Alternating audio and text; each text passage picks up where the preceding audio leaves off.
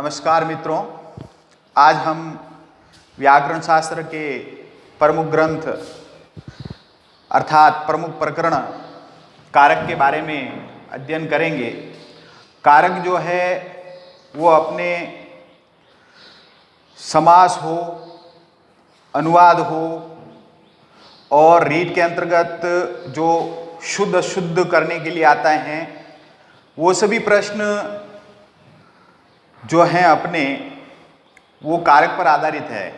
अर्थात हम ये कह सकते हैं कि कारक व्याकरण का एक प्रमुख प्रकरण है और ये एक आधारशिला का काम करता है। तो आइए हम कारक के बारे में अध्ययन करते हैं। सबसे पहले देखिए हम कारक शब्द कैसे बनता है उसके बारे में जानकारी करते हैं। क्री धातु और नऊल प्रत्यय का इसमें जब योग होता है तो यहाँ पर नऊल और ले का लोप हो जाता है, अक शेष रहता है, वो का आदेश होकर के ये कारक शब्द है अपना सिद्ध होता है। अर्थात कारक का मतलब क्या है?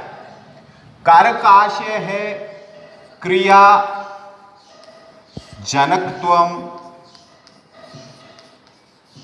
क्रिया जनकत्वम कारकत्वम। अर्थात क्रिया का जो जनक है, क्रिया का जो जनक है वो कारक कहलाता है।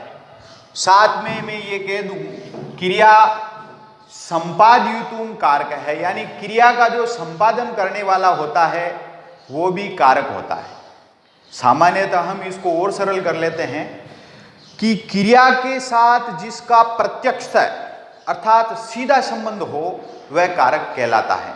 अब कारक के भेद की तरफ चलते हैं तो देखिए कारक कितने होते हैं संस्कृत में। तो देखो कर्ता च, कर्म, कर्णम, संप्रदान तथैव च, संप्रदानम तथैव च, अपादानादिकरण, अपादानादिकरण, अपादानादिकरणम मिथ्याहु कारकाणि षट्।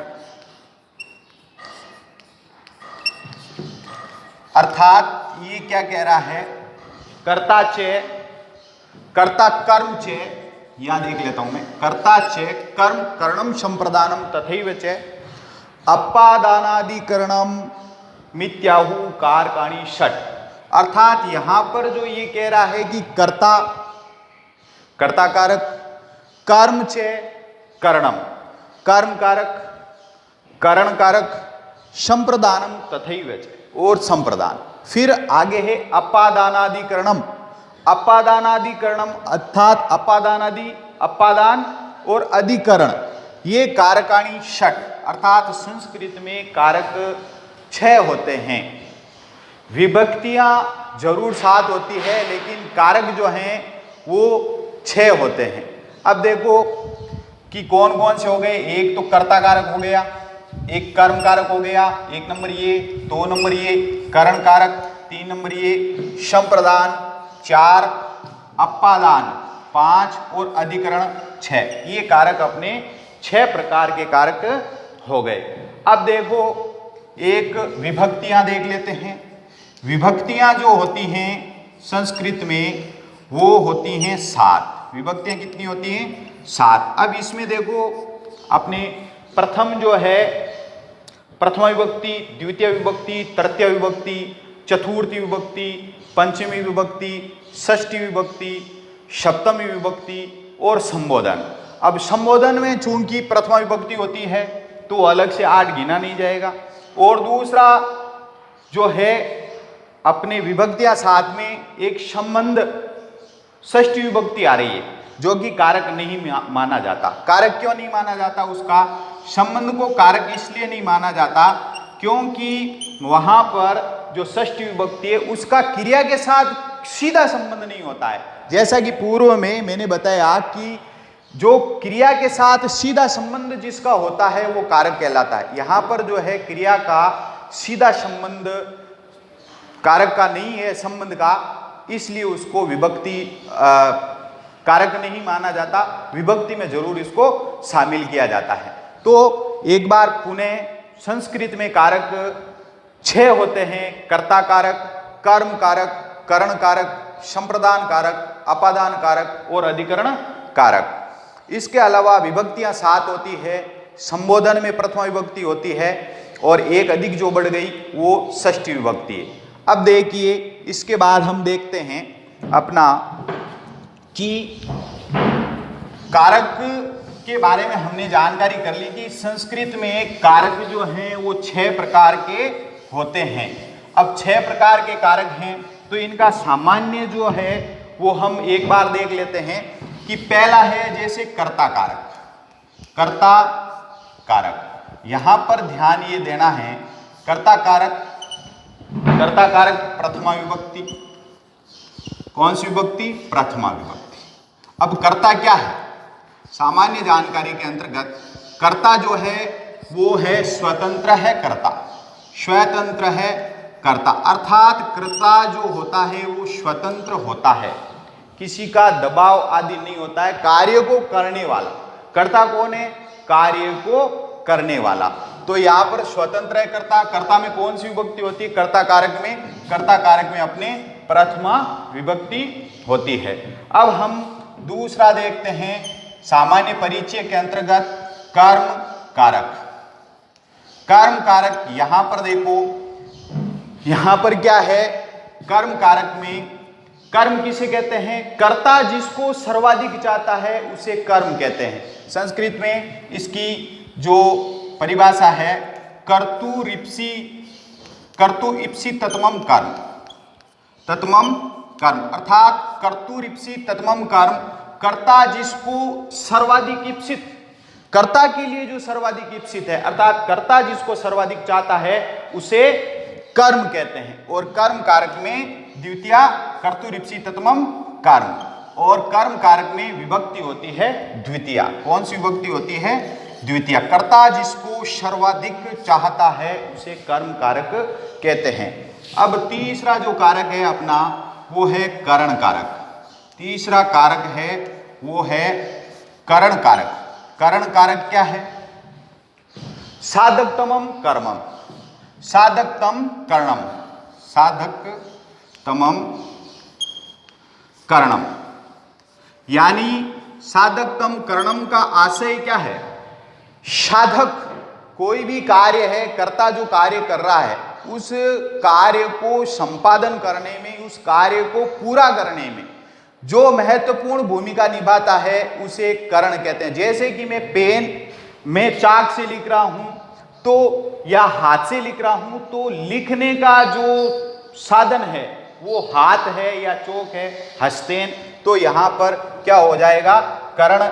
करण क्या है? करण मतलब साधन, कार्यों को सिद्ध करने में जो साधन होता है उसको करण कहते हैं। और वहां पर ये तृतीय विभक्ति होती है। इनका विस्तृत अध्ययन हम पढ़ेंगे, अभी सामान्य अध्ययन पढ़ रहे हैं हम। चौथा है अपना कारक संप्रदान।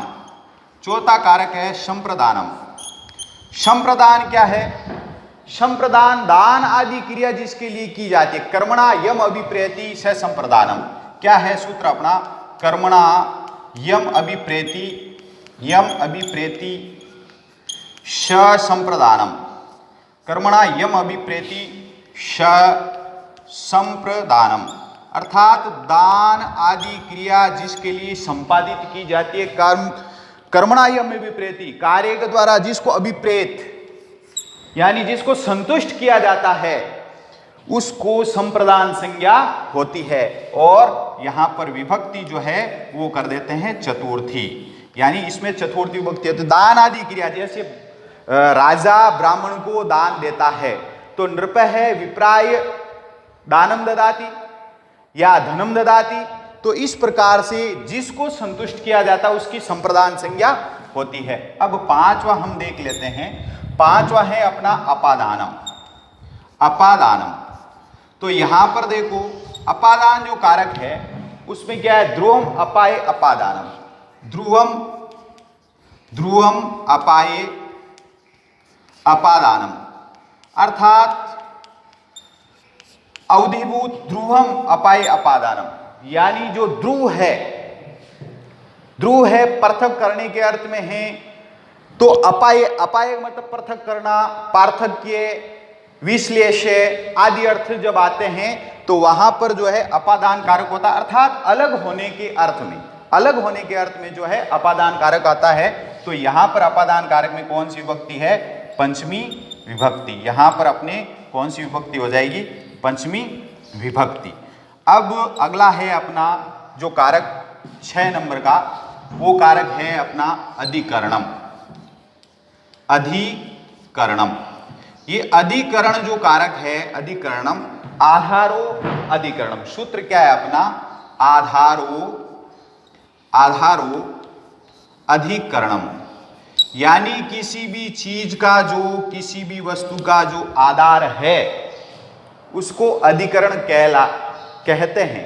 जैसे कि कमरा है, कमरे में, कमरे के ऊपर छत पर किसी के अंदर निहित होना जो भाव होता है अधिकरण, जो कहने का मतलब है आधार जिसका है उसको अधिकरण कहा जाता है। और अधिकरण में विभक्ति होती है अपने सप्तमी। अधिकरण में विभक्ति कौन सी होती है? सप्तमी विभक्ति। इस प्रकार से ये जो कारक है वो सामान्यतः, अब देखो एक अपने जो आता है कि जो चिन्ह वगैरह आते हैं उनके बारे में भी एक बार हम देख लेते हैं, चिन्ह वगैरह के बारे में। ये तो हो गया अपना। फिर इसके बाद अपने जो चिन्ह होते हैं हिंदी वाले, उसके हिसाब से हम देख लेते हैं। जैसे सामान्य परिचय मैंने आपको कारकों का दे दिया है। अब इसमें क्या है, जो चिन्ह है यहां पर मैं विभक्ति लिख देता हूं। विभक्ति कौन सी होगी? इधर कारक, इधर अपना 3 नंबर पर आ जाएगा चिन्ह, जो कि हमें आसानी से पता चल जाता है। तो यहां पर लिख देता हूं मैं प्रथमा विभक्ति, जैसा कि हमने सामान्य परिचय के अंतर्गत अभी पढ़ा है। प्रथमा विभक्ति कर्ता कारक। कौन सा कारक है? कर्ता कारक। यहां पर चिन्ह है कर्ता ने, हम पढ़ते हैं कर्ता ने, ये विभक्ति चिन्ह हो गया। फिर हम लेते हैं द्वितीय विभक्ति। द्वितीय विभक्ति अर्थात कर्म कारक। हमने सामान्य परिचय के तहत अभी पढ़ा था थोड़ी देर पहले, कर्म में द्वितीय विभक्ति होती है। कर्तु रिप्सी तत्मम कर्म, कर्ता जिसको सर्वाधिक चाहता है उसे कर्म कहते हैं। तो कर्ता ने कर्म को, यहां पर क्या हो जाएगा? कर्म को पहचान सकते हैं हम। तृतीय विभक्ति, तृतीय विभक्ति में क्या है? अपने कर्म कारक। फिर तृतीय विभक्ति में आ जाता है अपना करण कारक। करण कारक में क्या आता है? देखिए, शे के द्वारा, वही साधकतम करणम, यानी कोई भी कार्य है जिसके माध्यम से हो रहा है, जिसके द्वारा हो रहा है, उसको करण कहते हैं हम। फिर है अपना चतुर्थी विभक्ति। चतुर्थी विभक्ति में क्या आता है? अपना संप्रदान कारक।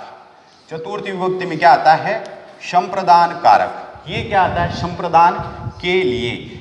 जैसे हमने पढ़ा था अभी थोड़ी देर पहले, कर्मणा यम अभिप्रेतिशय संप्रदानम, अर्थात जिसके लिए दान आदि क्रिया जिसके लिए की जाती है, जो संतुष्ट होने वाला अभिप्रेत है, तो के लिए। फिर है अपना पंचमी विभक्ति। पंचमी विभक्ति में क्या आता है? पंचमी विभक्ति में अपादान। अपादान, यहां पर देखिए ध्यान देने की बात है, तृतीय विभक्ति में भी से आया है, यहां भी आएगा से, अलग होने के अर्थ में। कोई भी चीज है किसी वस्तु से अलग हो रही है, कोई भी वस्तु है अलग होने के अर्थ में। अलग होने के अर्थ में कैसे? तृतीय विभक्ति में हमने साधन, जैसे मैं हाथ से लिख रहा हूं तो मेरा साधन है, और यहां पर से अलग, पेड़ से पत्ता गिरता है तो पेड़ से पत्ता क्या है? अलग हो रहा है। जैसे हाथ से ये चोक गिर रही है तो इस हाथ से ये अलग हो रही है।